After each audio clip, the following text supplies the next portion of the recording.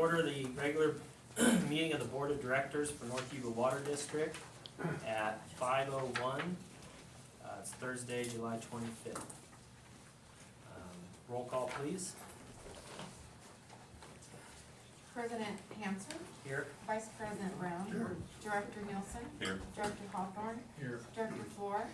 Here. General Manager Muller. Here.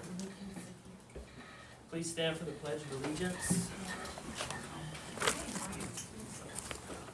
I pledge allegiance to the flag of the United States of America and to the republic for which it stands, one nation, under God, indivisible, with liberty and justice for all. Thank you.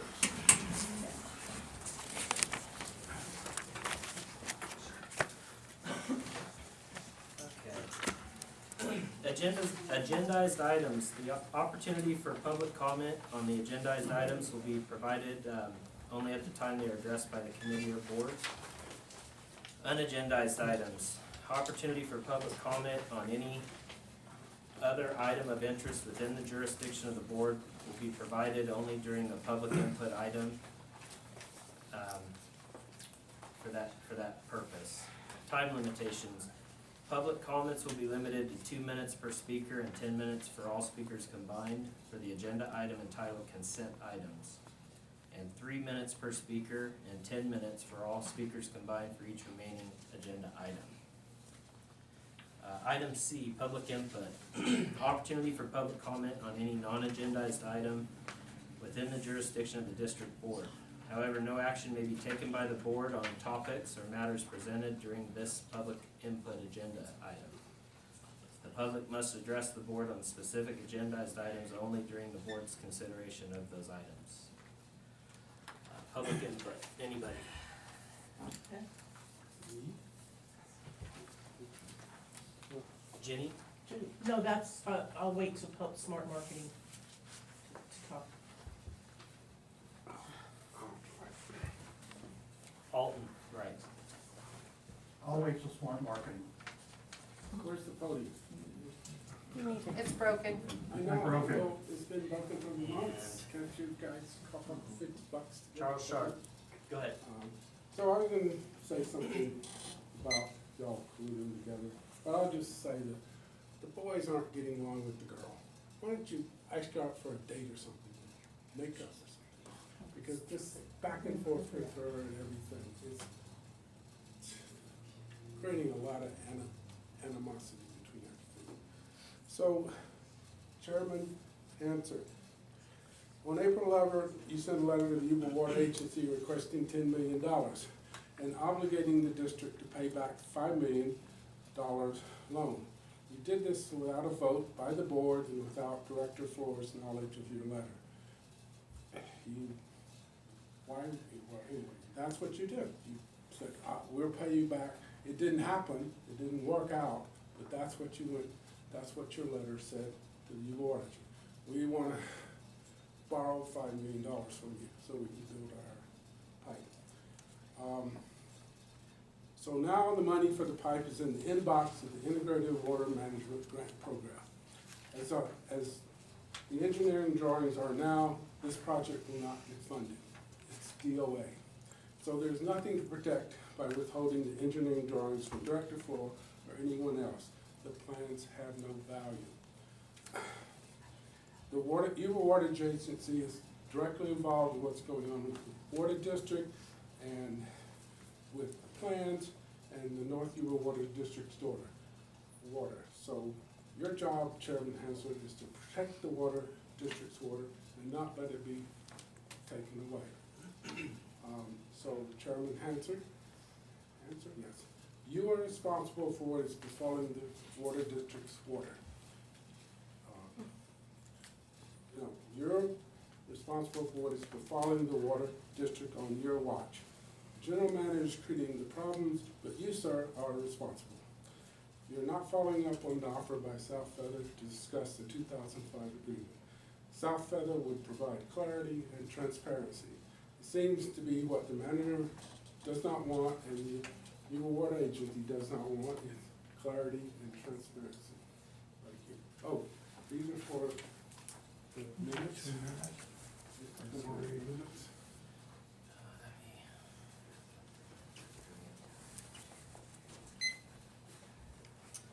Thank you. Buck Weckman.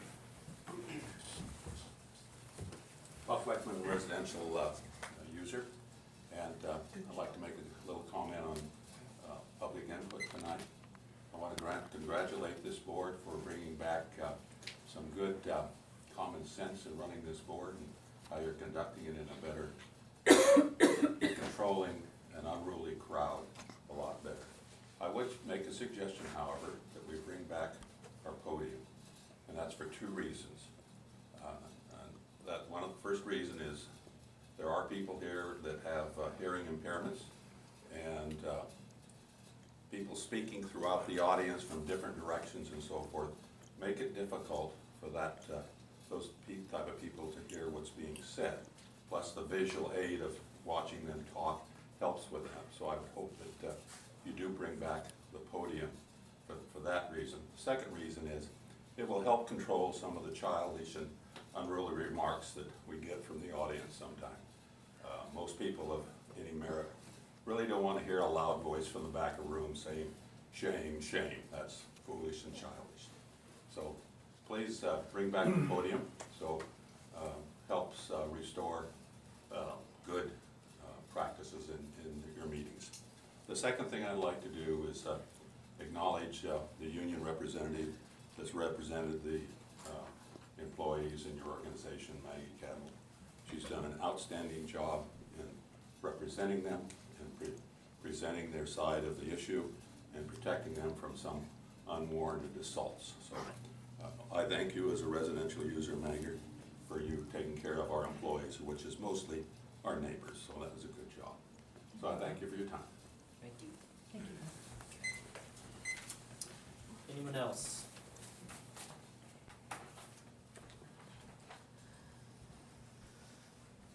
I'm Charlie Matthews, farmer in the Hallwood area.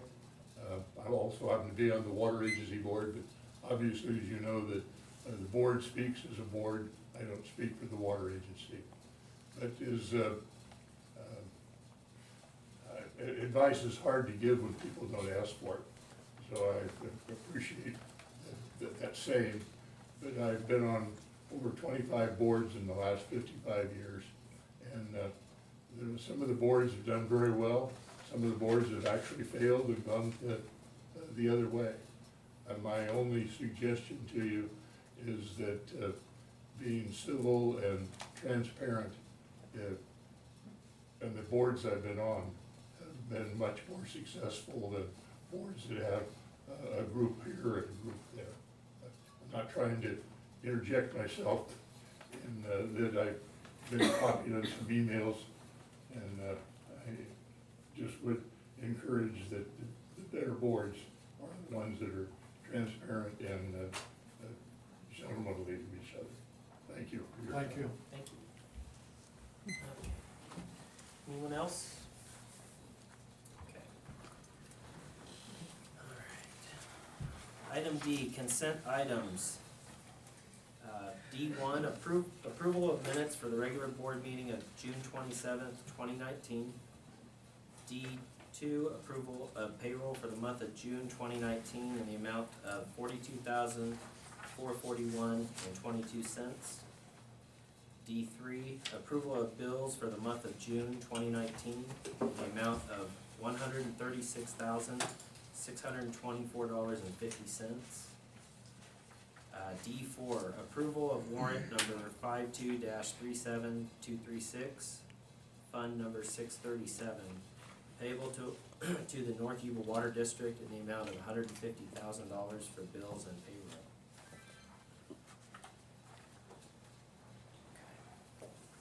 I move we approve the consent item. I'll second. Any comments from the board? Yes, I have questions about the bills, so I would like these broken out so I can ask my questions in the public setting. You can ask the questions, they're not gonna have the answers in front of them right now. They're not prepared to answer. Every board meeting that I ever go to, the finance manager is fully prepared to answer questions at the board meetings. So So I have questions I would like to ask about this. I want to do this in the public setting the way that it's supposed to be done. And if the answers are available, Heidi can give them to me. If not, then she can email me the answer to my questions outside the meeting. But I will bring the answer back into the public setting at the next meeting. You're welcome to ask the questions. I don't, Okay, so we are, again, we have bills, checks made out to, Smart Marketing. And I would like to know exactly what Smart Marketing is billing for. We do not currently have a contract with Smart Marketing.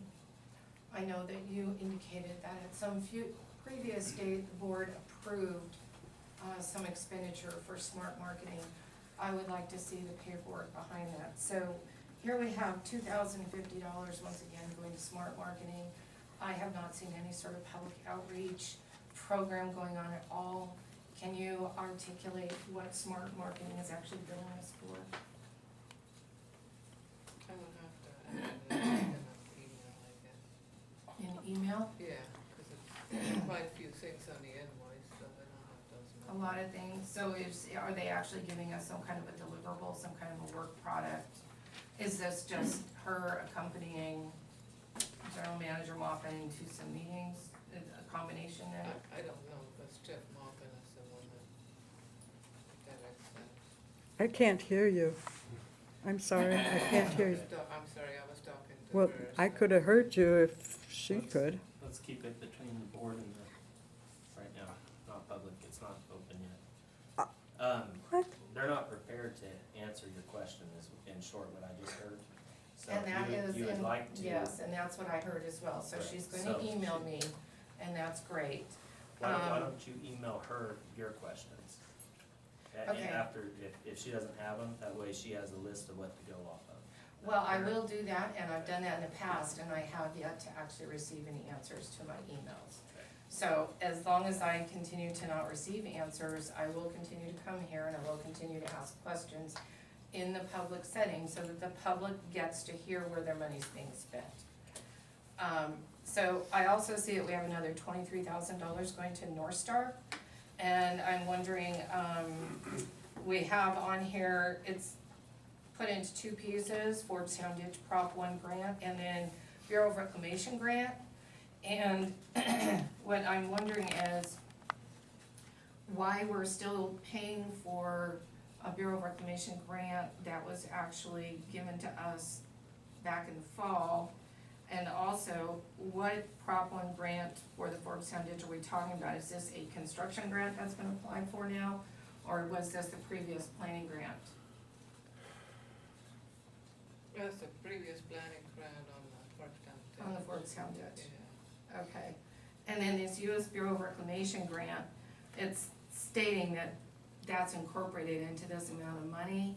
I'm just wondering, was that just because it took that long for the bill to get to us? Cause that money was supposed to have been awarded in April. No, I'm not 100% sure, but I think it was, you know, after the grant was approved, there was still some paperwork that was needed. So maybe some technical documents that had to be, technical documents. okay.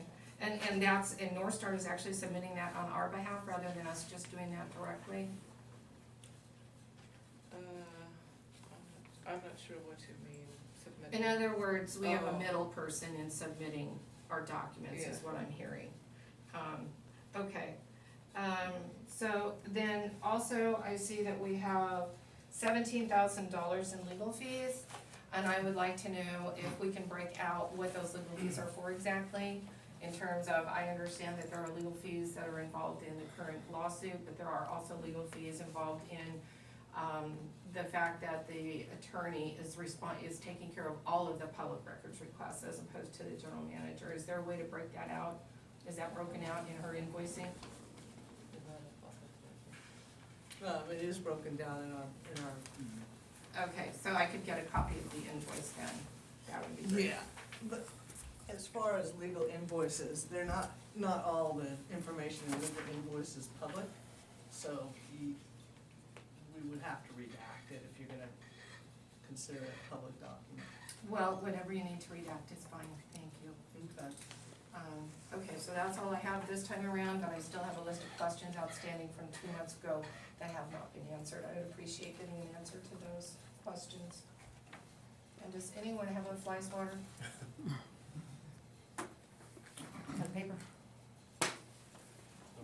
I just have a comment. I spoke to the manager and asked him about the possibility on those legal fees.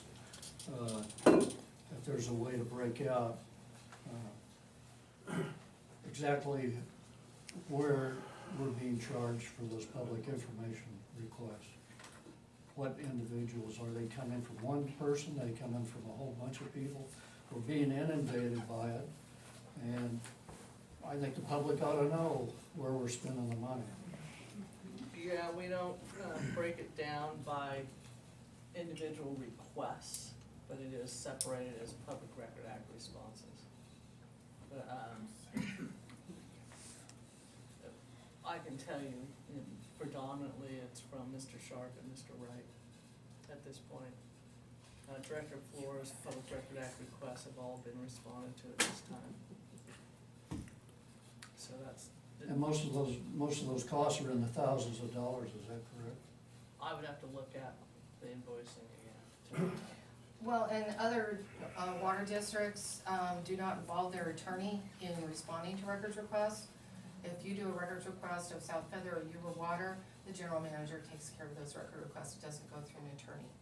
That's not necessarily true. We often are involved in Public Record Act requests. We're supplementing the staff in this instance because of the number of requests and the amount of documents. But isn't it true that the documents come from Staff is here? actually the one collecting all the documents, et Right. cetera. That's what I'm And saying. we're trying to make sure that the deadlines are met and try to supplement to to keep a record of when they were requested, the responses, et cetera. So the majority of the labor though is actually already being done here, Well, is what yeah. is my point. And I have not yet had a single records request that I've made to another agency that has involved an attorney. It has all been done by their general manager. Yeah, sometimes you won't see the attorney involvement, it'll be behind the scenes. That's true. Normally it would not, the letters in response would normally not come from the legal. Right. I'd like to also chime in on that is that, you know, you realize that we have a very limited amount of employees at this district. They're pretty much stretched pretty thin. If you come in and see what goes on a regular day here, you'd see that. Well, I appreciate the fact that you're explaining So you're- something that I already know. I'm not done yet, thank you. Yes.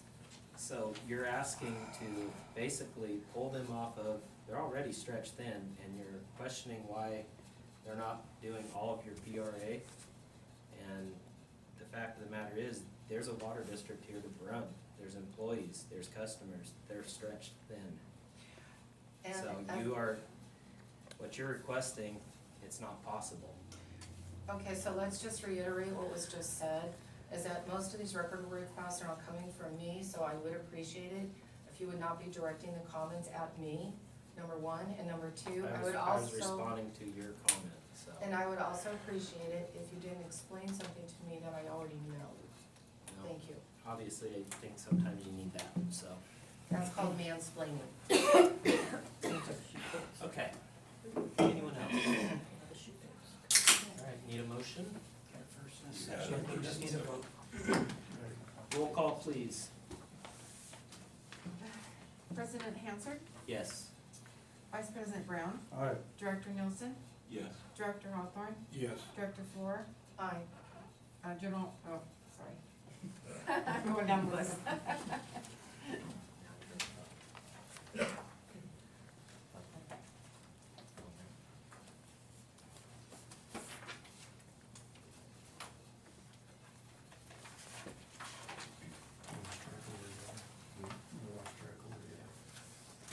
Okay, public comment on that. I can't stand up, my ankle is broken.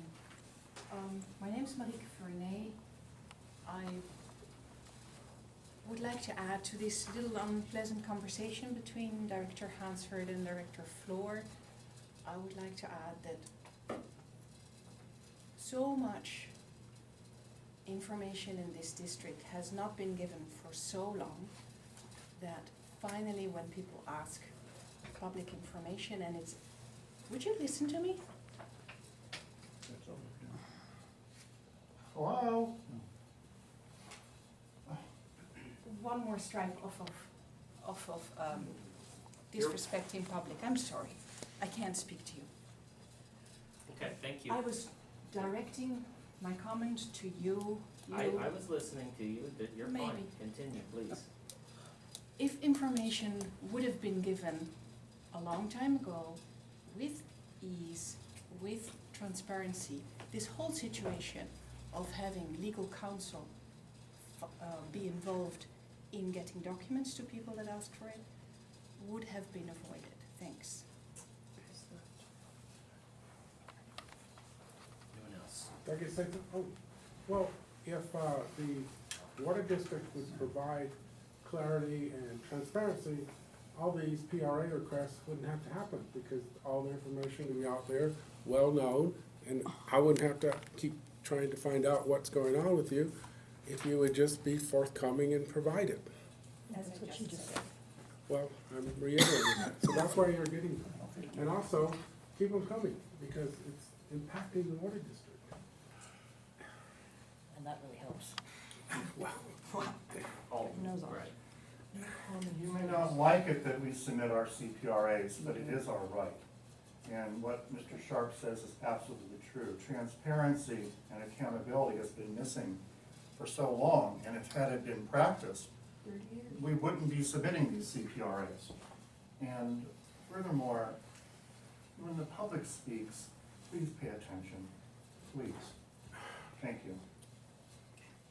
Anyone else?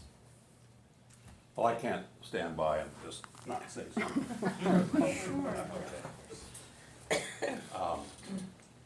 I too have served on a public board. And actually, the public board I served on had a larger budget than the county of Yuba. And the fact that attorneys are involved in PRA requests is a fact of life. That's what happens. Okay, so. Also, I did ask for a PR request from this organization, just to see who was putting in PRA requests. And it is obvious that there's just a couple individuals with a target objective to destroy this organization and swamp you with asking for PRA request after PRA request. And I also believe Director Flores is involved in that situation. So I do think that a breakdown of the cost associated with each individual and their PR request is an appropriate thing. Let's get that out in public information to see who is asking for all these PRA requests. Then we'll get an idea of who is costing me as a residential customer so much money in here for frivolous requests. And the comments that you have not been forthcoming with information in the past is absolutely not true. I've never had a problem getting information from this organization, whether it be directly to a director or getting something from the front office. So you just had to have someone say the rest of the story. Thank you for your time. I will bring my PRA request next meeting. Sorry, you already spoke on it, thank you. Anyone else? Item E, financial manager's report. As of June 30th, total cash in all accounts, including reserves, was $5,042,785.86. Total income to date for the fiscal year, which was actually the whole 12 months from July 1st, 2018 to June 30th, 2019, the income was $3,169,707.97. Total expenses were $1,555,539.09, and leaving a net profit of $1,614,168.88.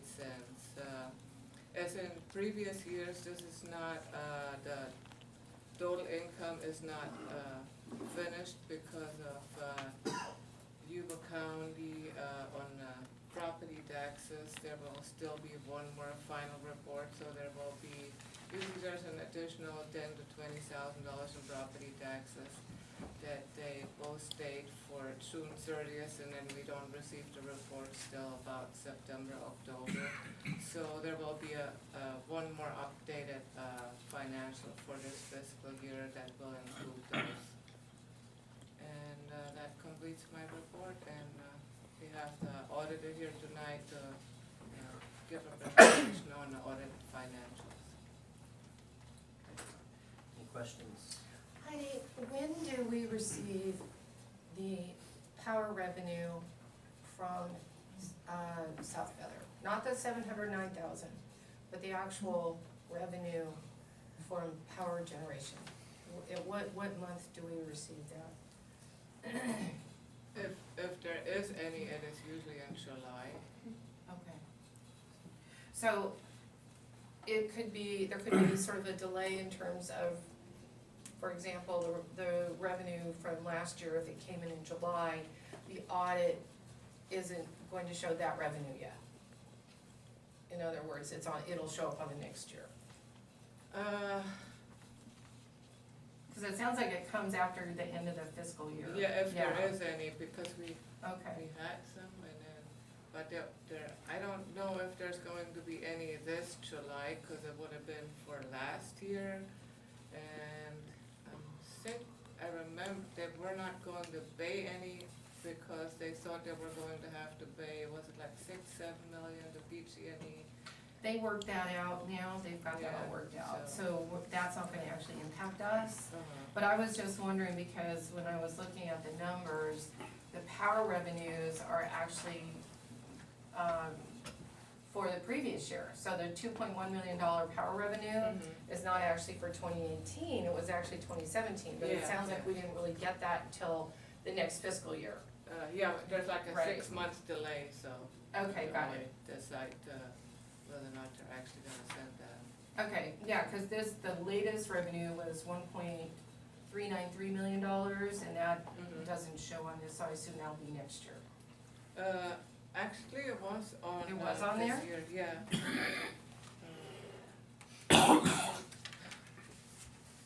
Oh, here, yeah, we've got it right here. Yeah. Okay, cause, all right, well, that makes things a little bit more interesting for the audit report then. Okay, thank you. Oh, okay. Yeah, because the audit report's actually for the previous fiscal year, not for this one. Okay, so that's why the revenue was literally, Yeah, the previous Almost years, it was $3 million. actually Yeah. 2.2 something million, the one that the audit report is for. exactly, So, yeah. yeah, okay, cool, thanks. Any other questions? Public? I believe at the South Feather board meeting, they said that in July, they expect their revenues to be, for power generation, to be like 94% of what, or 94% down. Reduced, yeah. Reduced, Yeah, right, because August. of August, Yeah. because of PG&E outages and people not using power. So I don't know when that cash flow thing would hit you, but at some point in the future, you might be saying, well, we're not gonna get what we. That would be the next go Next round, year, right. Charles. I'm Yeah. just saying, it's something to keep in mind. Right. Anyone else?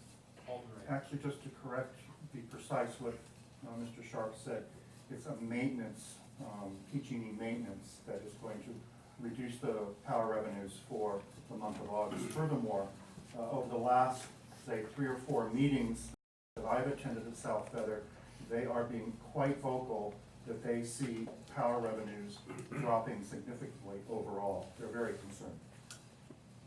Thank you. Anyone else? Okay. Need a motion for the financial manager's report. I'll make a motion to accept the financial manager's report. Second. Okay.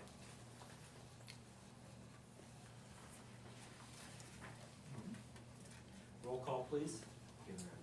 President Hansard, Yes. Vice President Brown, Yes. Director Nelson. Yes. Director Hawthorne, Yes. Director Ford. Aye. Item F, Annual Audit Report for 2017-2018. John Bloomberg of Bloomberg and Griffin.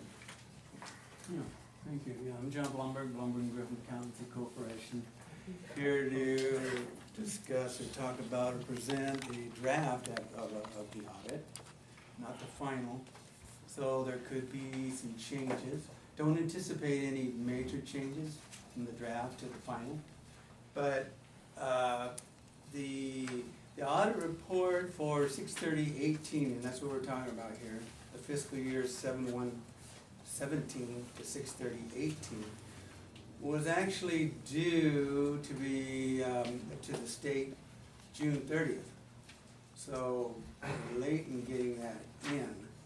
I don't think there's gonna be a problem, but the controller's report has already been filed. We electronically filed that, so that's good, and that was filed on time. But at least maybe for this next year, we can start the process a little bit sooner, so that we can get the audit fieldwork completed, the draft completed, and the review process. And I know there was some illnesses and so forth that come into play for this time. But for this next time around, what we wanna do, we wanna try to hit that June 30th deadline, due date. Again, I don't anticipate any problems from the state, but ultimately what they do, then they'll send you a letter, you know, saying we didn't get a copy of the audit report, and then they'll give you so many days to get it in. So that's not gonna be a problem, but, you know, don't stretch it out, you know, for too much longer as far as getting the audit finalized and approved, and then let's get a copy in. We can electronically file it with the state controller's office. And so that's, you know, put that as a fairly high priority, and as well as a copy to the county auditor controller. But the audit went very well. Special thanks to Heidi and Jeff, as in the past. No problems as far as getting what records we needed, copies of documents and so on and so forth. And so no special problems there. The 2018 fiscal year obviously was different from the 17 year, and I'll go over some of that as we get into it. But definitely one of those days. Got up this morning, turned on the faucet like I normally do, a little stream of water coming out. Uh-oh, and then pretty soon, no water. So, well, that's not good. So, well, I pretty much knew what was going on. It was, we're on a well system, and so we gotta go walk over the wall about 500 feet away from the house and hit the reset button. Thank goodness we got water. Well, it emphasizes the importance of water and having a good stream of, you know, high quality, and having water when you turn that faucet on. So, anyway, and I knew I was up against another problem because my air conditioning unit also went out. So definitely not a good day. I get to the office, I get a call from one of the tenants. Well, the tenant was griping about the other tenant behind. So anyway, it wasn't going that great. Then I get a call from Gretchen. Anyway, Gretchen had a good question, and I'll get to that too in more detail as we go through the report. But anyway, got a lot of help from Jeff on the management's discussion and analysis. That's on pages 1 through 4. And I think it's mentioned in the management's discussion and analysis about the water power generation revenue. That does fluctuate, and it fluctuates a lot. And of course, it's dependent upon many factors. It's not just dependent upon water and the rainfall and so forth. There's other things that come into play. And I'm sure Jeff has informed the board on already regarding the power revenues and the fluctuation of that. But 6/30/18 was a good year, with additional revenues there. Anyway, Gretchen had a question when she called regarding, well, why is that's a lot of revenue that has come in for 2018. And so anyway, I talked to her about it. And whenever there's a big change in the numbers, and the state controller's office, they use a guide of about 20%. Well, it kind of, calls for additional procedures as far as verification, checking, and so forth. And we go through that. That's one of the things we do in the audit. If there is a big difference from the prior year, we're gonna, as a normal course, look at more documentation and so forth. So we did that, and anyway, I'll get into more of that as we get through that statement. But in the management discussion on analysis, Jeff points that out, that yes, it is more than the prior year, and it's one of the reasons, or the reason why 17 was so much more than, or 18 was so much more than 17.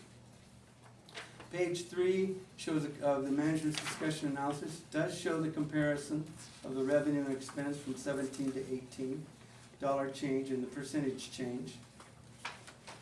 Capital assets, there was additional capital assets purchased during the year. That was significant for June 30, 18, as well as the payoff of debt. That was another thing. That's where a significant amount of that money went to pay off debt, so that at the end of June 30th, 18, the end of the fiscal year, well, the district paid off a large part of its debt. I think it paid off all of the long-term debt, which of course placed the district in a pretty good financial position, not having any, or paying off that large debt. Page 5 and 6 is our independent auditor's report, standard audit report, no modifications from the standard, and it's the unqualified opinion stating that the financial statements are in accordance with Virginia accepted accounting principles, so that's good. Page 7 is a statement of net position comparing 17 to 18. That's the equivalent of a balance sheet in the business sector, business enterprise, showing the current assets, showing the district assets, including current assets, current liabilities. Well, of course, down in the fixed assets, capital assets, you can see the comparison and the additional assets that were purchased there. And of course, that was a significant purchases. The cash in the as of June 30th, well, that increased as a result of the increased revenues. Well, not as much, but it was because of the payoff of the debt, and the cash flow statement will show that. Under the long-term liabilities, you do see the payoff of the debt. That's down in the lower part of the statement. And then we get to the net position, which shows total net position of the district as of June 30th, 18. Page 8 shows the revenue, expense, and changes in net position. That's the equivalent of the income statement in a business sector. Significant differences, of course, is the power revenues, which we touched on a little bit already. But yeah, the major difference there is that additional power and revenue that was generated. We do additional audit procedures to check the amounts and verify that yes, that money did come in, and yes, it was deposited. So then under the grants and other revenues, I think that was another question that Gretchen asked. There was some grant revenues, but also there was an entry to, there was some of the debt that was forgiven, as I recall.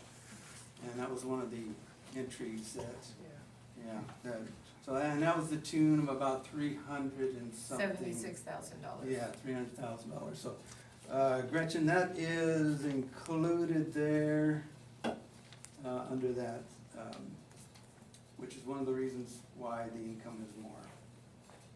Okay. Operating expenses are there, and nothing out of the ordinary under that category. Very comparable, matter of fact, actually less than the prior year, which is good. And then non-operating revenues, you got your tax revenues and so forth, that all compares very favorably. And showing the change in net position and bottom line net position for the end of the year. That ties into the prior statement, or should, 8,877,000, and it does, yes it does. So you see page 8, net position end of year, that ties in with page 7, total net position. The next statement on page 9, statement of cash flows, many regard the statement of cash flows as the most important statement. I don't, but a lot of, especially board members, see it that way. And it's because it tells how the cash changed through the year, what components brought in the cash, and how the cash was spent, showing the beginning of the year cash balance and the end of the year cash balance. Well, you have a comparison 2017 to 2018, and under how the money was spent, you'll see purchase of capital assets, 840,000. It's about a little above the middle of the page. Payoff of principal debt, 1,239,000, and interest income. Anyway, about 2/3 down, will show the net increase of 1,220,000 in 2018 versus 2017.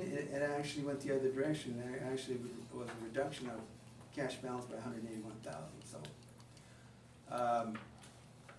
but that's the cash flow statement. Then on page 10 starts the notes to the financial statement.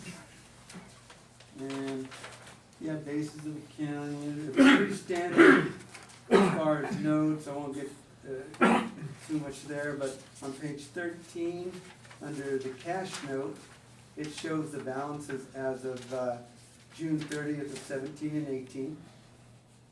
Right below that is capital assets. And under capital assets, it does show the additions of capital assets, as well as the beginning of the year balances and end of the year balances. Page 14 is the long-term debt, and it does show the debt payoff, showing the zero balance as of June 30th, 18. And 15 is more information regarding county cash, retirement plan. 16, information on accounts receivable. 16 also, note 9 is the Feather, South Feather note, and that is, I think, the same as the prior year.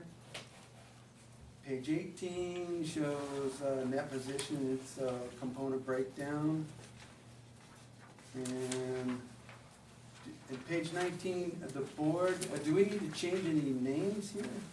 Yes. I don't see Gretchen's name here. It would replace Donald Ferguson. And who? But for that The fiscal top year one. that the report is for, those. Yeah, this is for 18. Is this okay for 18? Yeah. Oh, okay. All right. Change it on the next. Page 20 and 21 is our other report regarding internal controls, and no material items no deficiencies to report, or no non-compliance issues as of this date. But again, as I mentioned earlier, we need to start the process so that we can get the audit in on a more timely basis as far as copies to the state controller's office. They're not too quick to send out their letter, but they will if we don't get the audit in. So, yeah, definitely plan on that. I have copies of adjusting entries for, I believe I've already supplied these to Heidi, but I'll give her another copy, as well as the depreciation schedule.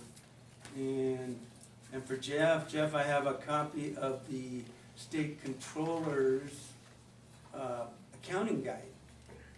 And it's pretty big, so I just put it on a flash drive for you, on a USB drive. But I'll give you that as well. It is mainly for just reference purposes. I mean, it's not something that, that you have to study or anything like that. But it certainly is a guide put out by the state controller and an accounting guide.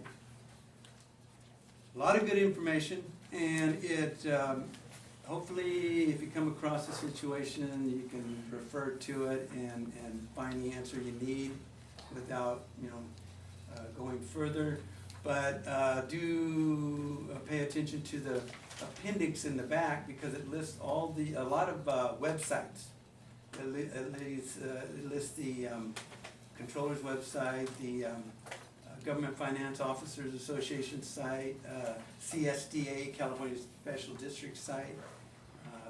And there you can get a copy of the blue book from the GFOA. And anyway, ton of good information.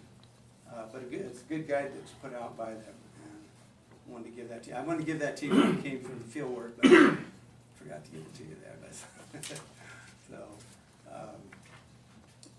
and I think that covers most of everything that I needed to cover. But there again, I appreciate your help. It's not easy doing the audit. It's not easy doing the accounting work. Certainly isn't easy doing the bookkeeping work, and you made a good point that, yeah, they are busy, but they do a super job. I do a lot of audits, and I go to a lot of different districts throughout the year, so I see a lot of boards, I see the action of a lot of different boards, and sometimes members get too focused. In other words, they see the trees instead of the forests. So keep in mind that, yeah, you need to direct. That's your job, it's your directors. But it's the general manager that manages it. So, yeah, just remember the focus that you need, where you need to be. And heard some prior comments here. And I just want to make this comment regarding my situation. You want your water district to have a very strong financial position, and the reason for that is you don't want to wake up like I woke up this morning, turn on your faucet, and not have any water. So you want a strong financial, and the good news is this financial statement shows that you're heading in the right direction. You've got, you've made a lot of good progress, and yeah, I just wanted to make that comment. So hopefully that helps. So, questions from the Yes. board members? Thank you for your opinion. Yeah. Public is always welcome to express their opinion on anything. Is there a single number within this audit that identifies the revenue from all sources other than South Feather? Is there a single number on here that accounts for the taxes, the water sales, the irrigation and domestic customers, fees that they pay? Is there a single number in this that does that or not? There's I wouldn't call it a single number, no. Okay. There is you want to refer to one of the statements that we took a look at previously, and that's the statement of revenues. The statement of revenues does have a breakdown of the revenue. What page are you on, please? And this is page 8. Okay. And at the top, it shows the operating revenues, and then a little further down, it shows the non-operating revenues, including the tax revenues, interest income. Okay. But yeah, that would be probably the page that, most of the page that you're. That's gonna give me that single number that I asked. Well, it's a series of numbers actually, but yeah. Okay, And then lastly, I do have one comment on the language on page 21. So here you've said that the financial, our consideration of internal control over financial reporting was for the limited purpose described in the first paragraph and was not designed to identify all deficiencies in internal control. And then you go on to say we did not identify any deficiencies. I'd like to see that sort of reworded because that last sentence is a little bit misleading considering that you have, your work is not designed to identify all deficiencies. So if you could just do a little bit rewording, that would be great. No, unfortunately, I cannot do that. These are standard reports, and no, I will not change the standard report. No. I wanted to thank you for highlighting the debt payoff, because that was a pretty big thing that we did last year. Absolutely. I think that really helped our position. I said, it's probably getting in the weeds, but I was just curious about on page 2, you have for total assets and for total net position, you added the percentages. Does that number have some meaning, the sum of the percentages? With the 101.26 and the 148.51? I mean, I don't know. We're looking at page 2, total assets, that line. And you go all the way across and you have the 101.26%. Right. And then down a little bit farther, total net position, you go across, you have 148.51. Yeah, Those two numbers were derived. That's the percentage change of 17 to 18. But Is what that is. I guess my question though is that you just added a bunch of percentages to arrive at those two. You at other points in here have the actual percentage, but I'm just curious in the auditing world, does that have some meaning that, or was this just a line going across, you summed? I mean, if Yeah, it's just a calculation of between, 17 versus 18. Yeah. So, if that's not, correct, then we need to change it. yeah, generally you don't add percentages. Right. You calculate them directly. And as I said, in other parts here, you use those same numbers and you do. Let me check that. I'll check that. Yeah. Yeah, I'll check that to make sure it's calculated. I mean, I'm not saying it's not a kill. I just was curious if there was some relevance in your line of work that has meaning. So, No, like that's, some kind of ratio. No. Okay, good enough. Anyone else? Okay, thank you. all right, well, thank you, and good evening. Yeah, I'll be looking forward to getting with Heidi. Are we gonna be able to get the field work scheduled for 6/30/19 before, before the end of the year? So hopefully we can, get that moving and be able to hit the target June 30th date. Alrighty. Okay. Okay, thank you. Thank you. Okay, I need a motion. Oh, don't go. Oh, hold on. Oh, wait, sir. Go. Oh, sorry. You need a motion.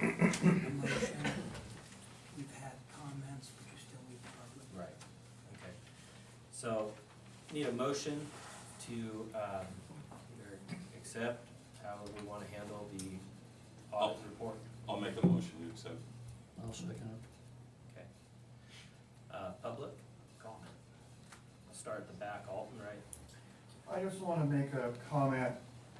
The 17 to 18 power revenue change from the standard 709 to 2,923,644 is phenomenal. And I want to say that that's a positive benefit of the 2005 contract. And I'd like to thank Ms. Cavalier, the ex-director here, for the negotiation she did in regards to that, because that part of the contract works swimmingly. Thank you, Jenny. You're welcome. Anyone else? I have a comment for the auditor or presenter. Thank you for your presentation. It was very clear. Your stress this morning about not waking up, about waking up to a little bit of water or nothing. We have been through that. Out of the last 5 years, we were delivered one half delivery and one, so far till today, half delivery of irrigation water. We have absolutely noted what it meant to not have water. That's why we are here. That's why we're a little picky. That's why we want to keep track of what's going on. Thank you for listening. Thank you. Charles Sharp. So, the counter, you mentioned having money in the bank, it's a good thing, but the permitted water that the water district has is the asset you have.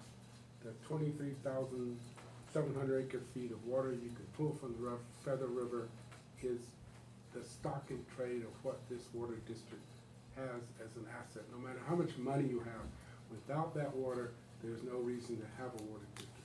So protecting that water and getting it conveyed beneficially so it meets the state regional water quality or not quality resource board is your main objective. Because without the permits, there's no reason for it to be. Very good, Charles. Anyone else? Okay. Okay, roll call please. President Hanson, Yes. Vice President Brown, Yes. Director Nelson, Yes. Director Hawthorne, Yes. Director Ford. Abstain. Thank you. All right. Item G, marketing and public affairs contract. Oh, thank you. Thank you. Safe drive. Item G, marketing and public affairs contract with Smart Marketing. I'll go ahead and turn this over to the general manager. Mr. President, and this is just simply an effort to formalize our relationship, as been pointed out on several board meetings that they should be. Our attorney has given us advice that it's in our interest, so this contract is presented to you tonight for your approval.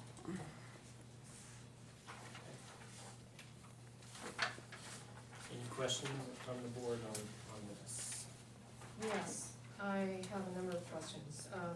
First of all, any contract that we're gonna put out needs to go through a public bid process. Was there a public bid process? Were there other marketing firms that submitted proposals and qualifications?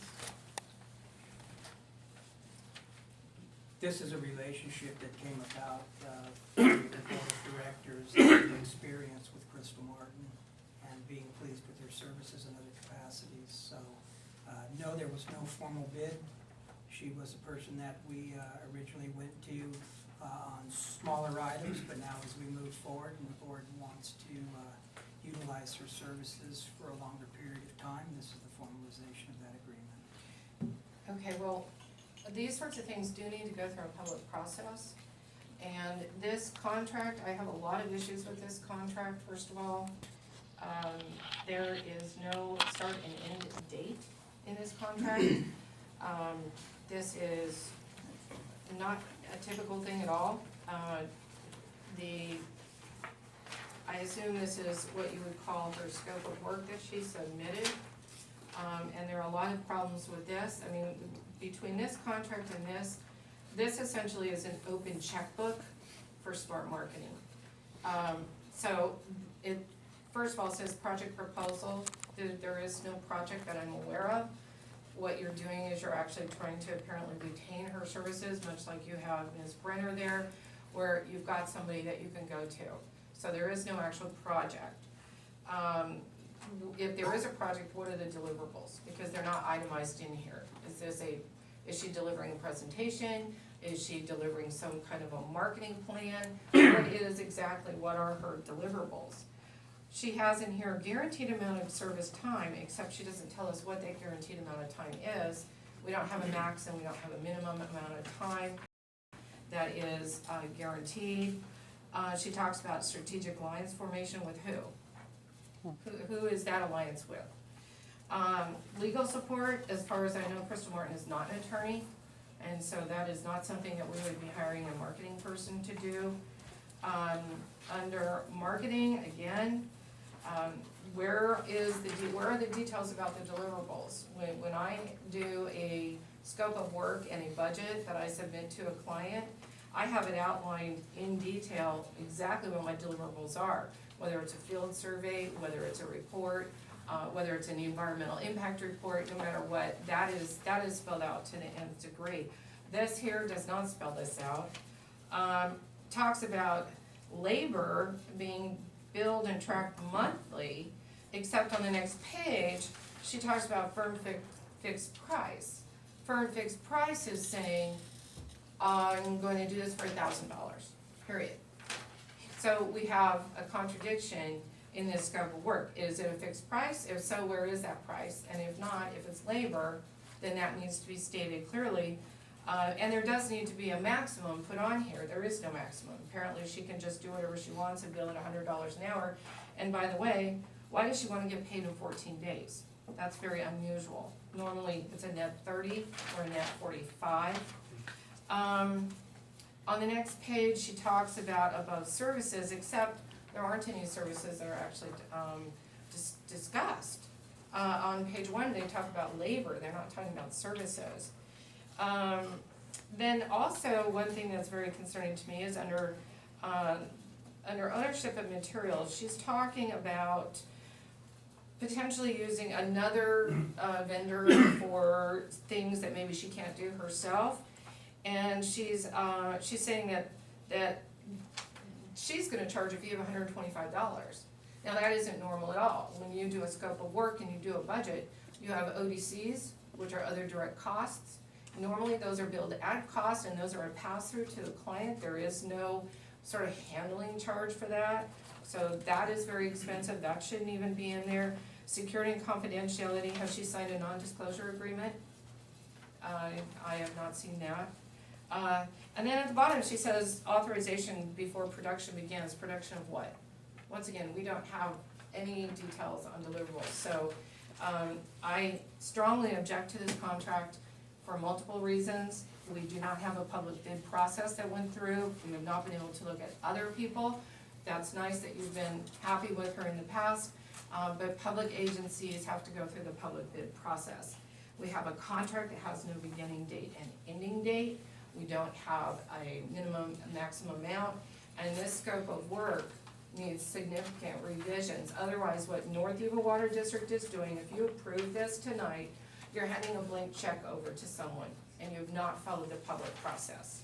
So I would like to make a move that this is tabled and come back to this after a public process.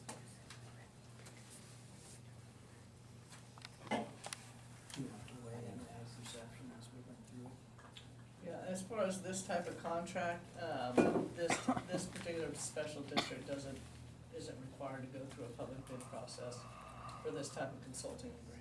If you could show me the language, send me the language that shows that, I would appreciate that. Sure. Because that is not at all my understanding. Okay. Yeah, these special districts are not the same as cities and counties for the public bid, but I'll send it to you. Thank you. Mm-hmm. Anyone else? And I don't necessarily disagree that we do need to come up with a policy for contracts at some point. I think we should consider that as one of the things we want to talk about.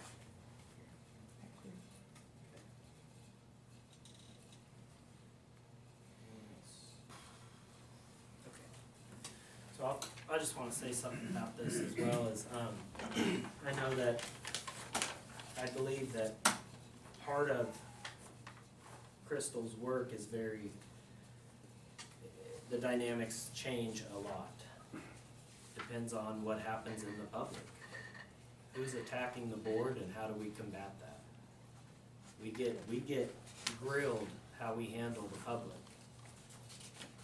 So we walk on eggshells. So we feel like having somebody that we can look out for our best interest and reach the public, that we've been very happy with the work she's done in the past.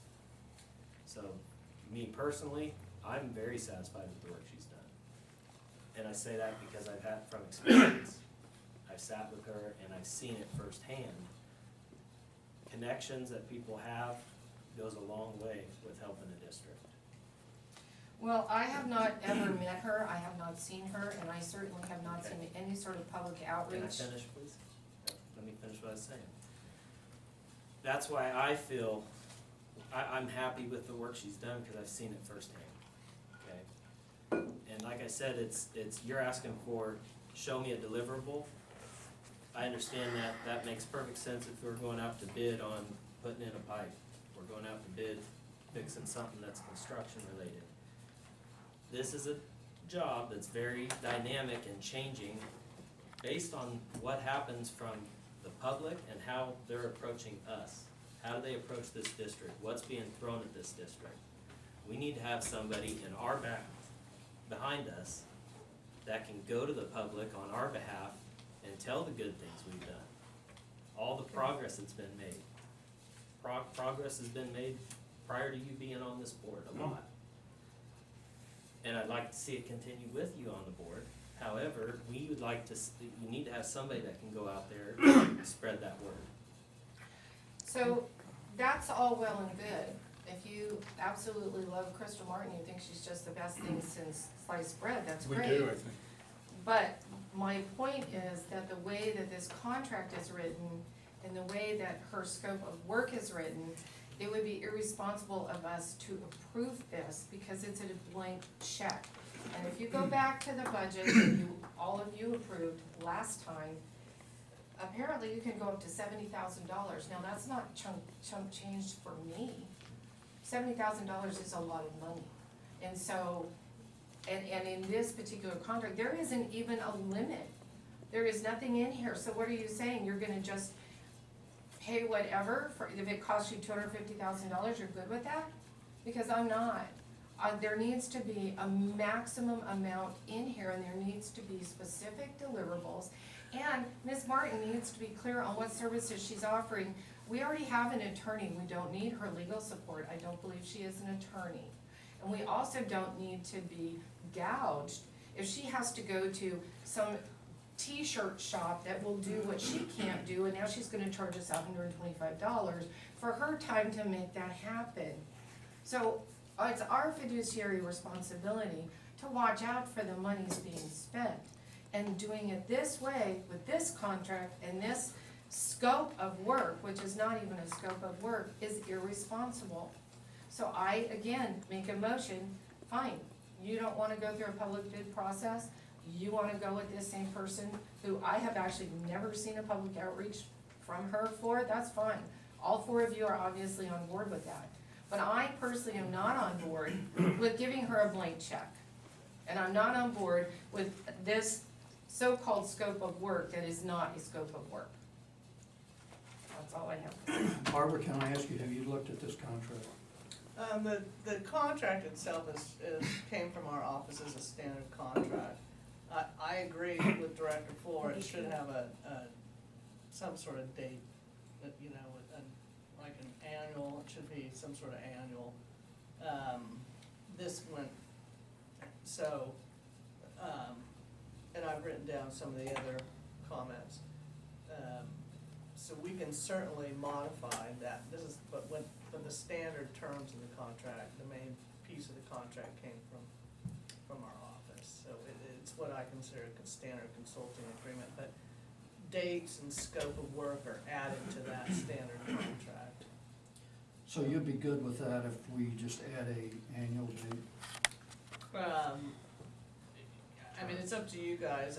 I think it's a good idea to have a date, start and end date, and even a max, maximum Like a ceiling. cap. Yeah, a cap. And a start and end date. Start and end date and a cap of expenditures, and if she can provide more detail on her scope, I don't think there's anything wrong with that. I think Well, it's a and good idea. in conjunction with what you're saying, so according to the budget that all of you passed last time, it's couched as outside services admin, $70,000, but if you look on this page, increased outside services includes the following: extra engineering, GIS, computer services, and public outreach. So all of that was encompassed in that $70,000 amount. So whatever amount you decide that you want to basically give this woman over the next however long you decide to make your contract last for, it's going to take away from the money that would go to extra engineering, GIS, and computer services. So just bear that in mind, unless you just want to give her the whole $70,000 and then we don't have any of these other services. Anyone else? Okay, so. What do you guys? We've got a motion and a second already. I don't know if we have a second, we have a motion to, Table it. table, right. There's no second to that. No, I'm not aware of a second, unless I missed it. Okay, so. Anyone else? I think that we need to fight the chaos, disruption, lies, antagonism that's created by a few members of the public towards our organization. And this is a great way to do it. Crystal's a great marketing person. She knows how to turn the tide, and she'll help us out and get it done. And we need somebody fighting on our side. We can't use the staff of the North Yuba Water District to do this. We don't have any expertise on the board for this. So it makes perfect sense to me that we find the person to do it and bring them in and have them work for us. So it's time to eliminate the chaos and disruption, which is brought on almost exclusively by the team of people that are fighting us right here in this room. There's also a point that, yeah, 70,000 is a lot of money, and whether we give that all or nothing, that is a hard ceiling, number one. Number two, every month, we get the bills. And if we're doing our job and she is out of control, which I don't believe, she's not just gonna be sent off, then we can stop this at any point on a monthly basis. And if we all fall down, 70 is the hard top. And if it spends all the 70 and all we need it for something else, we have the ability to, you know, move the budget. We haven't had to, but I don't see that she's gonna spend 70,000 out of control.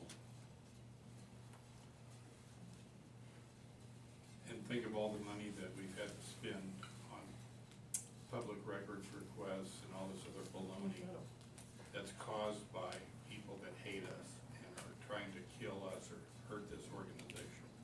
We need to fight back. Okay. Anyone else? Yes. No one hates this agency, and no one is trying to destroy this agency. I beg to differ. Yeah. You may differ. People are looking for transparency and accountability. And what's happening right now is neither of those things. A budget is just that. You project how much money you will get. And then you put limitations on what you are going to spend. You do not say, well, we'll just worry about that later if she gets out of control. That is not responsible budgeting. I don't do that in my personal life, and I sure as heck am not gonna do it with the public's money. This is their money. So there needs to be a specific limit. If she approaches that limit, the way it's handled in the consulting world is that you do a change order. And the change order has to be accompanied by justifications. Why do you need more money? That's how it works. So what we have is a carte blanche. And as a board, it's our job to be responsible to the public because it's their money. I'm not arguing with your belief that people hate us, you're entitled to your opinion. I'm not arguing with the fact that you wanna use Crystal Martin. I personally don't agree with it. However, there are three different issues here. And you're focusing on one, and you're focusing on another, and it comes down to, it's very simple. We put a budget together and we hold the general manager, and we hold the vendors, and we hold the contractors to that budget. And if they come to us and say, oh, we can't make this work on this budget, okay, then you better tell us why. When I render budgets. We should do that for public records requests too. We should The set a public- budget, and above that, you can't have. Well, unfortunately, you can't do that because it's the law, it's the California Public Alright, guys, Records let's- Act. Just back in. We're just having discussion now, let's not get into a yelling and screaming match. I don't believe that's called yelling and screaming. Okay.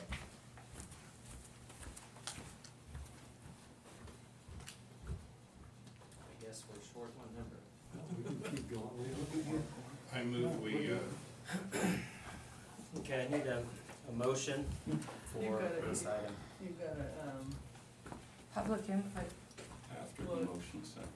yeah, you've gotta deal with this motion that's Okay. currently on. So we have a motion, Failed for no second. Well, that's why I'm making sure that let's it's just failing get for it no out there. We have a second. motion to table it from Director Floor. Do I hear a second to table this item? Hearing none, moving on. Motion fails for lack of second. Okay. Now, do I have a motion to approve this item? I move that we ask Barbara to add the date and a section about the cap, expense cap, and a section that Crystal agrees with about the scope of work. And then review it after those changes are made at our next board meeting. Okay, I'll second that. we have a second for that, okay?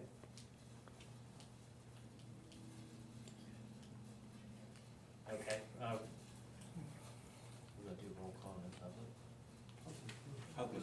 Public first. So I'm gonna just start at the back and work around. Alden, right? I do what Crystal does, plus a lot more. Where? And I reviewed this contract, and I had other professionals look at this contract in the field of marketing, public relations, and community outreach. And they found it to be highly problematic and erroneous for many of the reasons of what Director Floor just said.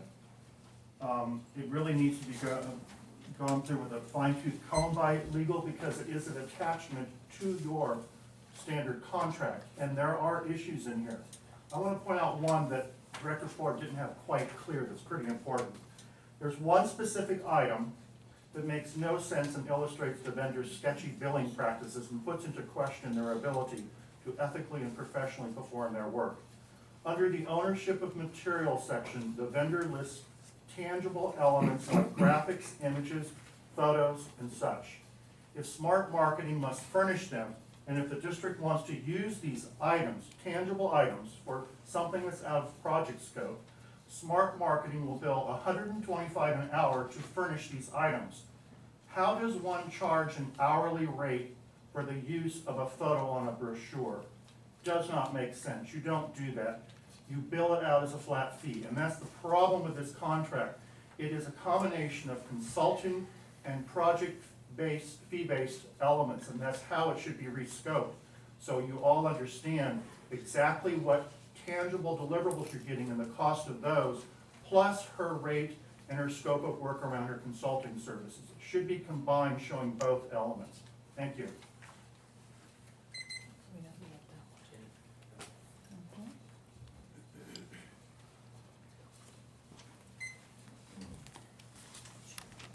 Chairman Hanser, do you know what the ISO is? Do a comment? Do I'm you know not what gonna the get ISO? it, I'm not gonna get into a Okay, debate no, with do you you. know what, no, no, it's Because not I- a debate. Well, This is I- very important to this You discussion. can ask me all the questions you want, but I'm not gonna answer your Okay. questions. When the 2005 agreement was negotiated, power revenues were close to $80 an acre foot for water, for power. Currently, Can you step back, please? I'm Just actually quite dizzy because it's so Go hot ahead in and here. take a seat then, you don't need to stand. Just go ahead and take a seat, please. If the podium was here, I'd be standing. Well, we don't have a podium tonight. Grab on the Gretchen's chair. Just have a seat, I don't want you to fall. I don't want to fall either. Anyway, what I'm trying to say is the ISO is the standard for what is paid for power revenues. You folks passed a $1.7 million budget last month. Right now, I didn't go to the South Feather meeting, but I can see their board package online. They have it on their board. Right now, the ISO for South Feather, which we're getting, is $24 and change. I talked to what I considered an expert who's been a manager in power for both the Feather and the Yuba River project. Is this in regards to the? Yes, it is. Let me finish. Okay. It doesn't sound like you're talking about the, What I'm talking about is the fact that this person who's an expert said that by the end of this year, the power revenues are gonna be $19. Okay? You passed a budget. You are putting somebody at $100-some an hour with no cap. And quite frankly, do you really wanna know how I feel and how the people feel in this room? You can't put enough lipstick on a pig, okay? The bottom line, if this district is gonna finally figure out how to serve the people, Mr. Maupin needs to return calls, which he fails to do. The board needs to, okay, listen, it's a criticism. The board needs to follow and thank you, the follow. time's up, appreciate the comment. Thank you. You don't need a smart marketing consultant Thank you. at that kind of money. Charles Sharp. Thank you. Director Hawthorne, I am not part of a team. I'm me, looking out for my work, period. So, may I, you wanna hire a public relations person because you perceive all these incoming attacks and everything. May I suggest your actions, these are a consequence of your actions. You not looking at yourself, at how you are projecting, how you're managing the water district. So all this stuff is coming back at you, and you're blaming out there, when in fact, it's originating by your actions and the way you're proceeding and your non-transparency. So now you wanna hire a public relations person to try to make it look like it's all good. Hire me, then I'll be totally on your side. That's what you used to want. I know, but I see this dysfunctionality, and it's originating in your board and your manager.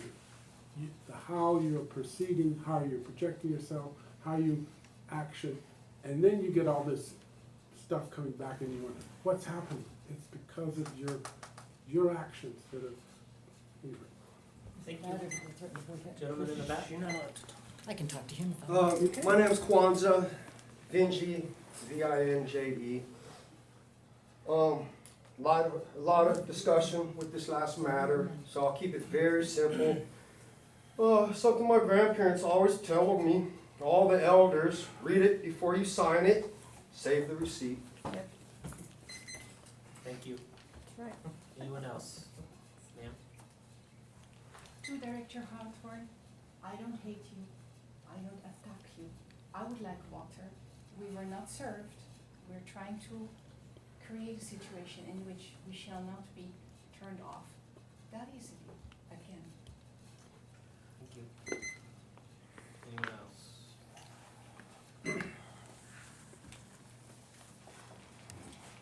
You just had an audit report that said you were doing very well, moving in the right direction.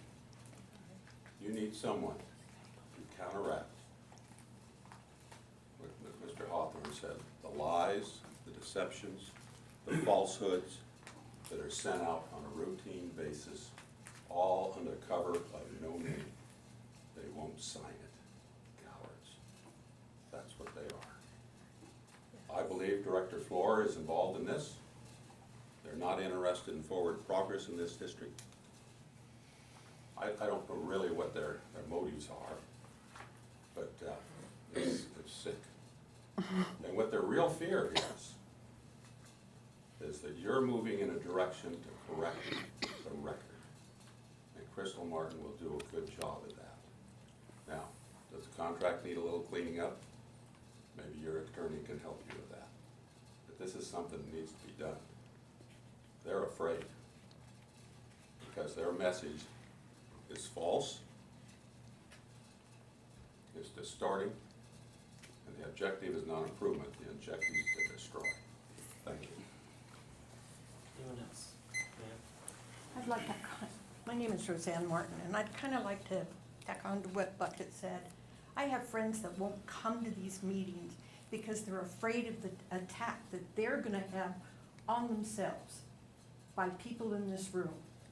And that's a shame when the public feels that way about other people with the public that don't like what's happening because they couldn't accomplish what you guys have done. Just doing one time around, so thank you. Okay. All right. So, we need to do roll call on that. Can I get a roll call, please? Yes, sorry. In Just a moment. the motion? Sure, yeah. I move that we ask our attorney to deal with the 3 or 4 things that were brought up as shortcomings in the contract. For example, having dates, having a cap, having some subject matter about scope of the work, and then represent it at the next board meeting. So isn't that tabling it? Mm-hmm. Well, tabling to the person that does the tabling is the one that brings it back on the agenda. It'll be on the agenda next month, no matter what. You're just double talking. No, it isn't. No, that is code. And I seconded it, right? Yeah. Okay. Roll call, please. President Hanson, Yes. Vice President Brown, Yes. Director Nelson. Yes. Director Hawthorne, Yes. Director Floor.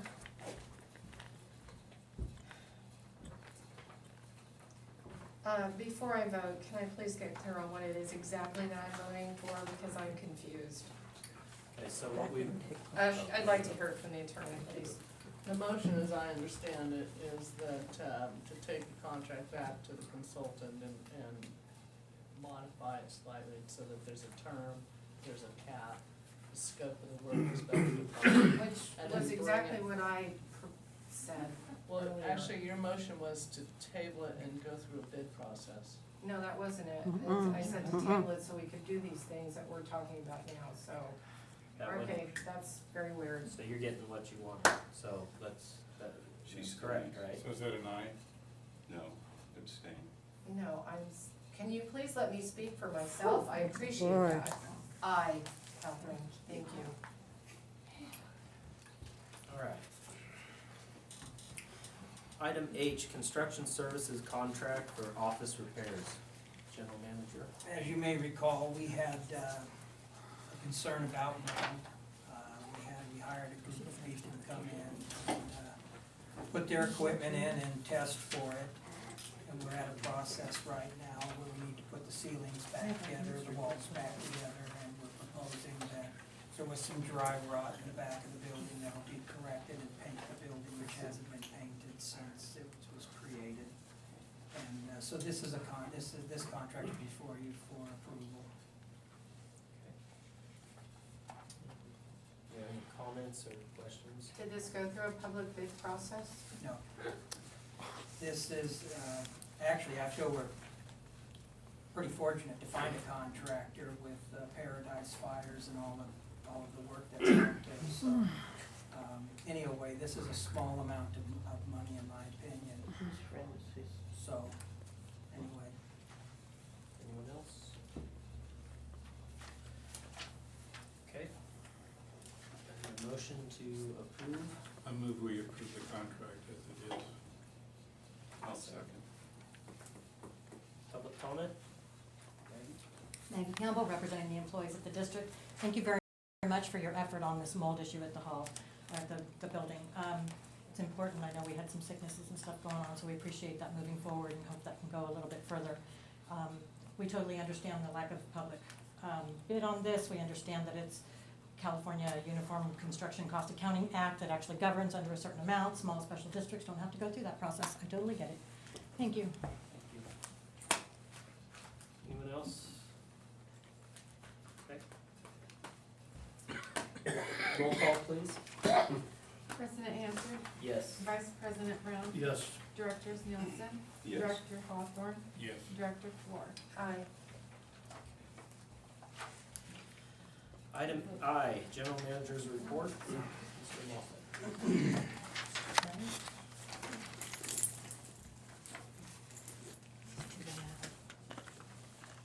The only thing I'll add to what's in print is we're monitoring the irrigation water right now. We're at about 10.5 CFS. We're still spilling a little bit on the ends, but we're watching Dry Creek tail off. We're forecasting, we're projecting, we're guessing that we'll probably be somewhere in the first or second week of August where we're gonna have trouble making deliveries, so we're reviewing the policy for all of the cutbacks that we can do to try to keep the delivery going to finish out the year.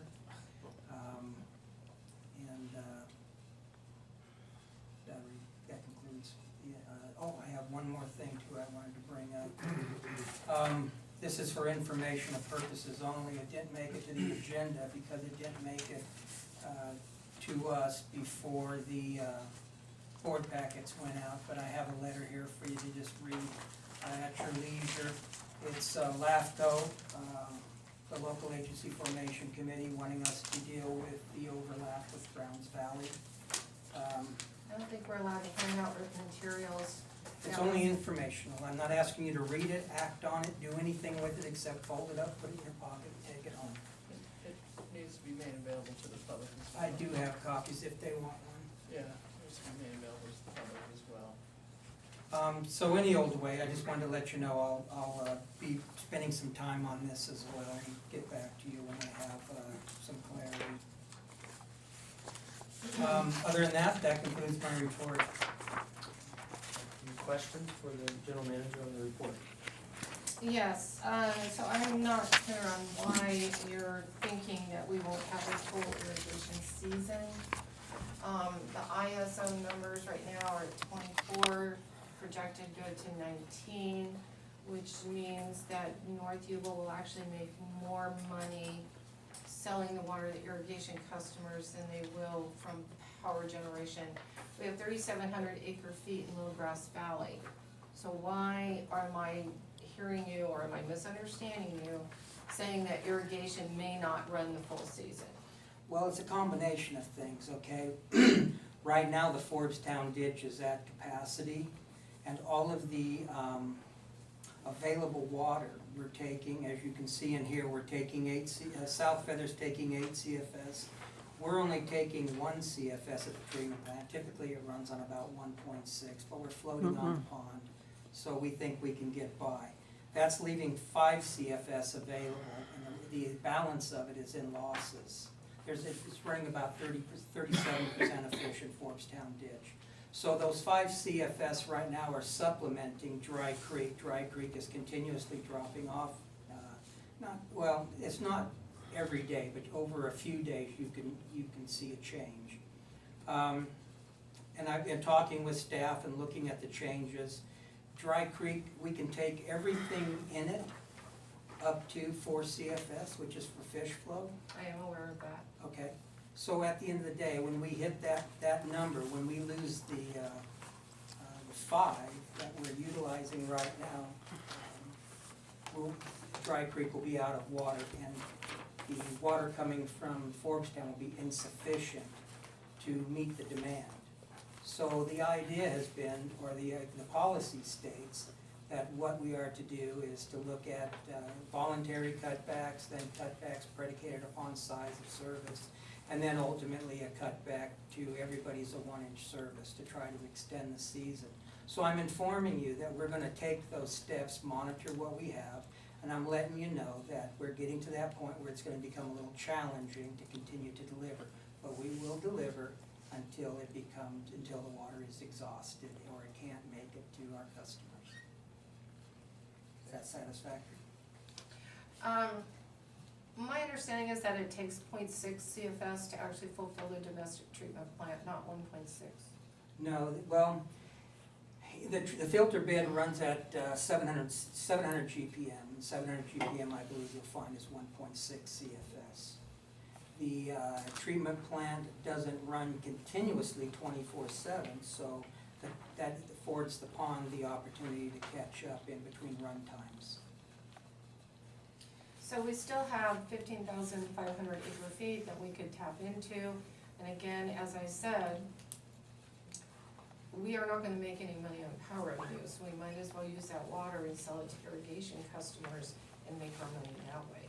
I think you're missing the point that we are at capacity. There is no more water that can be put into the ditch in Forbstown.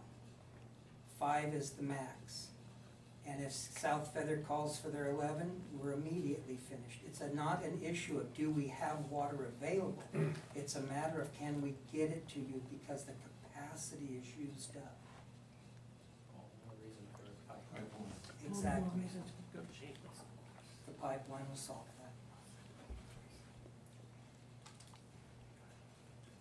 That's my report. Anyone else? Okay. I have a question. Need a motion to accept the general manager's report? I move that we accept the general manager's report. Second. Okay. Public, Jenny Cavalier? Yes. One of the reasons I know that South Feather wants to negotiate with this district, one of the main reasons is the fact that SF-14 is one of the things they want to change. Now, you guys need to listen to this. This is very crucial. SF-14 is a PG&E thing. Has nothing to do with FERC or the 1959, the 2005 agreement. The 11 CFS to each district was done by PG&E to limit the amount of consumptive water going through that penstock, so PG&E would have plenty of water for electricity.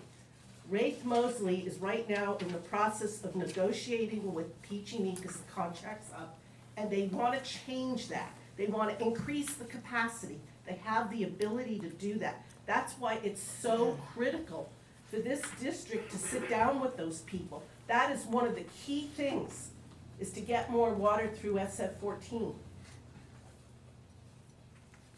Charles? Didn't you just say that you couldn't put any more down the ditch? That's correct, but I think she's referring to, now we put on the brakes on the project and talk about re-engineering the project and putting a bigger pipe in. I'm talking about the fact that SF-14 could take more water. Jeff is saying it's reached 11 CFS, and that's why we can't get any more water. And South Feather will be there soon. What I'm saying is they're trying to increase that capacity, so we have room. And actually, the ditch historically has had 24 CFS just for North Yuba Water District over the years, just to give you a little aside on that one, but go ahead. Charles? I think what he's saying is they're limited because of the contract, the 2005 agreement. And South Feather is offering to discuss this agreement so that limitation could disappear. So he's saying is that correct, Jeff? That it's limited by the contract? No. Sure, can I speak to you? Or Board speak of to- directors? I know I Can can't speak. answer comments, Well, questions. Rafe Mosley stopped in yesterday, and one of the points that he was very clear about is that in none of his writings and none of his emails has he ever suggested they would renegotiate the 2005 agreement. Interesting. I went back and read his emails, and they say we can talk about things, but never does it say, he's right, that they would talk about renegotiating it. He made that clear yesterday. Anyone else? Can I? You've already One more. spoke, thank you. Ma'am?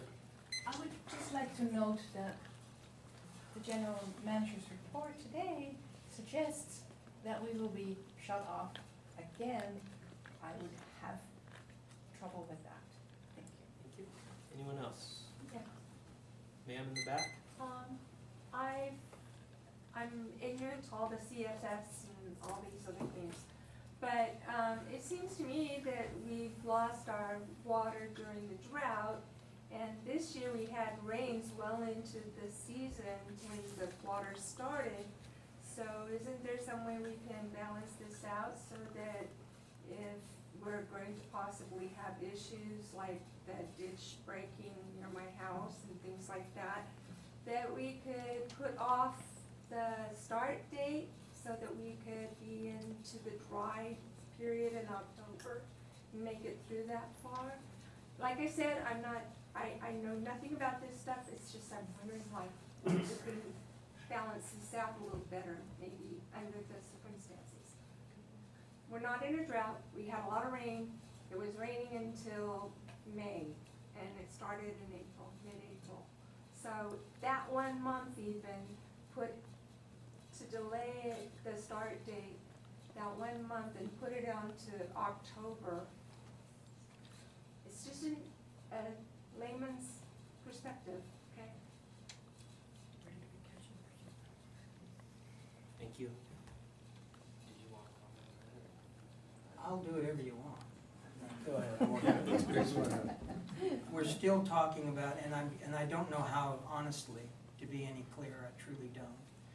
The 24 CFS that's called out in the contract as a deliverable amount, that could be a movable number if the agency, if the South Feather wanted to renegotiate that, right? The thing, that number could go from 24 to 100, it wouldn't matter. The ditch that sends the water down to you can only hold so much. So even if you said a bigger number, I'd still be telling you the same thing today. It can only hold 22 CFS today. I don't care what it used to do 20 years ago or 50 years ago. Today is what we're talking about. So it's 22 CFS, and in my report it shows how it's currently being allocated to South Feather, to our domestic customers, and to our irrigation customers. And that capacity is the bottleneck, the problem. Once the ditch is piped, we believe that we can provide you full service, full seasons from that day starting. And that was always the mission and goal of the district, to restore your water through this project. And we have never deviated from our course. In fact, we continue through all the naysayers, all the negativity, and the people that try to destroy our grants. We keep pursuing the funding, and we keep working towards our goal. And we refuse to stop and deviate from our course, because as we promised irrigation, we saw the deficits of the 2005 agreement. We agree there are pluses, there are minuses.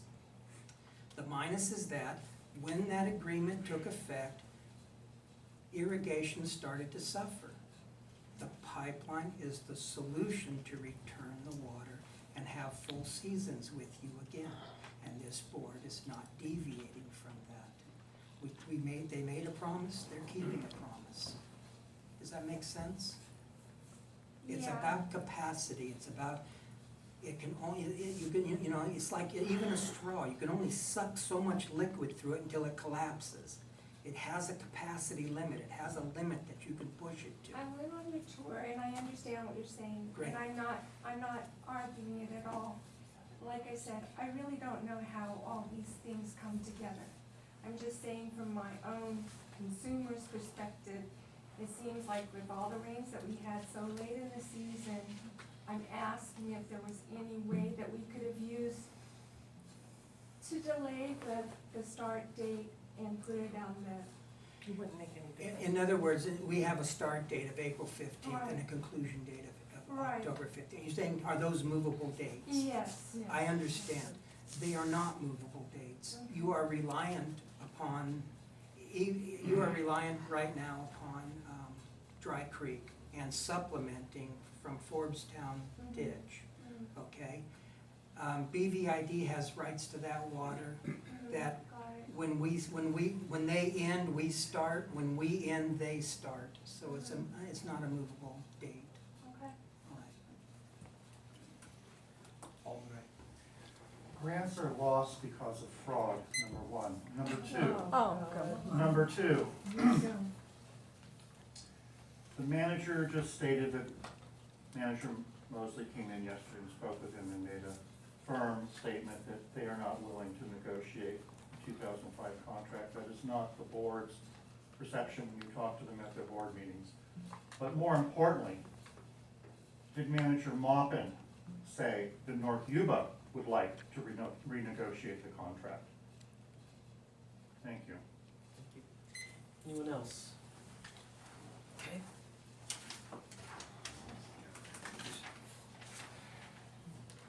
Can I get a roll call, please, for item I, General Manager's report? President Hanson, Yes. Vice President Brown, Yes. Director Nielsen, Yes. Director Hawthorne, Yes. Director Floor. Aye. Okay, item J, director's input.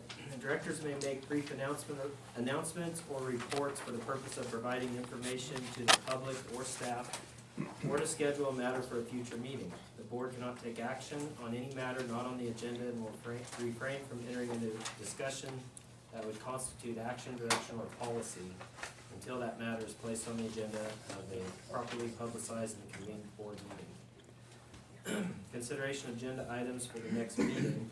Items must be requested in accordance with the district's policy for agendizing items for board meetings.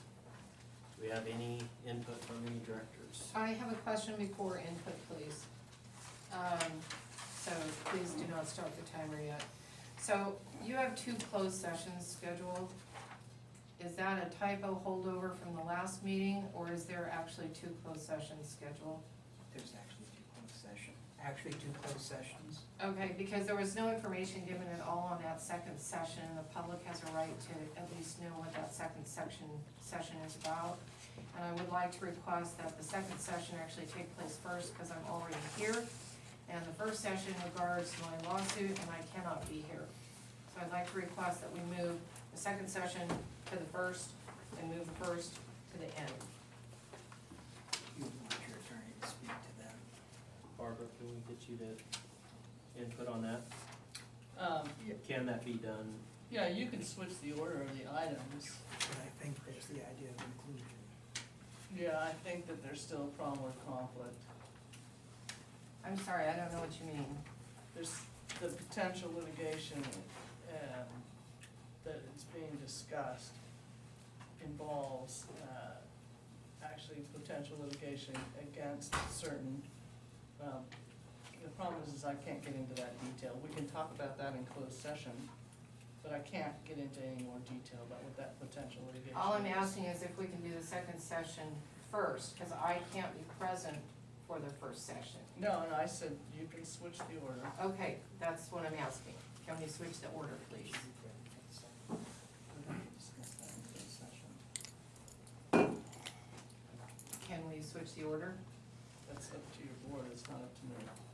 So how does that go, by a majority board vote to do that? How do we do that? I mean, it's Do we just a- decide?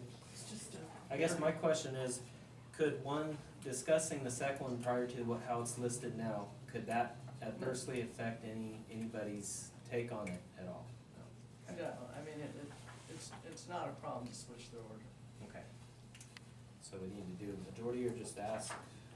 It's not really a change in the agenda, you're just taking an item out of, in a different order, it's not a change. I don't have an issue with it. Anyone else? Okay, so we're gonna switch items K and L. Okay, thank you, I appreciate that very much. So I do have a couple of comments. So last month, this board approved a budget. A budget is where you project exactly how much money you know you're gonna have, and then you budget for that amount of money. You don't wanna count your chickens before they hatch. Power revenues are going down, they've been going down. Right now, we're at 24 ISO, we're gonna be down to 19 ISO, we have multiple closures by PG&E. And so, the idea of using a checkbook said, well, we spent out $1.7 million last year, so we're gonna make that our budget, is extremely irresponsible. You don't know. What you do know that you're gonna get is the $709,000, and what you do know you're gonna get are the taxes, the water sale, and the irrigation monies, which is approximately $1.1 million. You approved a budget for $1.7 million. You potentially may not get that. You may be $6.6 million in the hole. Now, South Feather has asked to meet with us. No one in this room has responded. I understand what you're saying. However, we need to sit down with South Feather. They are our business partners. Every contract is renegotiable, and the 2005 contract is renegotiable. And if South Feather took over the Forbes-town ditch, they would be responsible. We wouldn't have to worry about piping it. It wouldn't cost us any money. And guess what? We wouldn't have to make up for their water losses. So I believe that we need to meet with South Feather. I have volunteered to be one of the people to meet and renegotiate, and I believe that's what we need to do. And then lastly, there are multiple violations of the Brown Act occurring. I would like to thank Ms. Campbell for her quote during the March 28th meeting, and here is a direct quote from you. This is the very definition of the Brown Act violation. Maggie Campbell, Laborers Union, representing the employees. I appreciate the board doing everything you can to conduct your business outside of this room. Okay, that's the definition of a Brown Act violation. This is a direct quote from you on video. So when all of you decide to come in and personally meet with Mr. Moffin, rather than doing your questions in public, you are participating in what potentially can be seen as a serial meeting.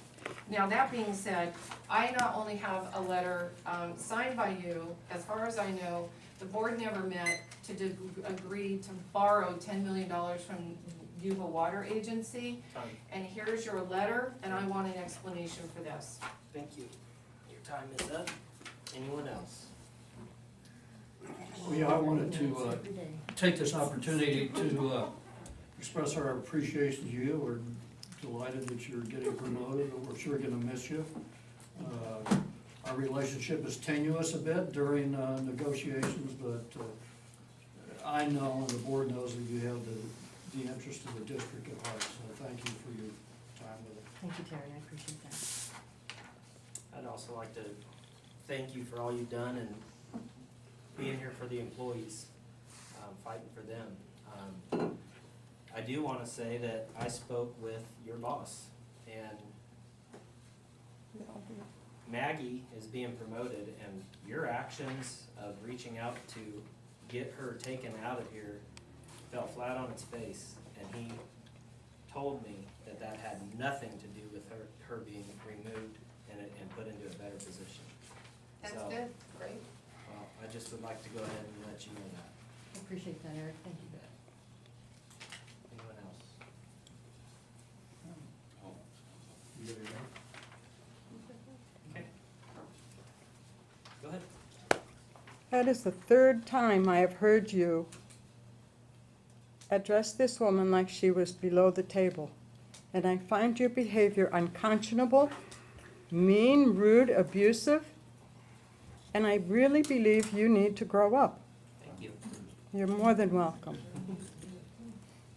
Anyone else? Actually, the public would like to know about that letter.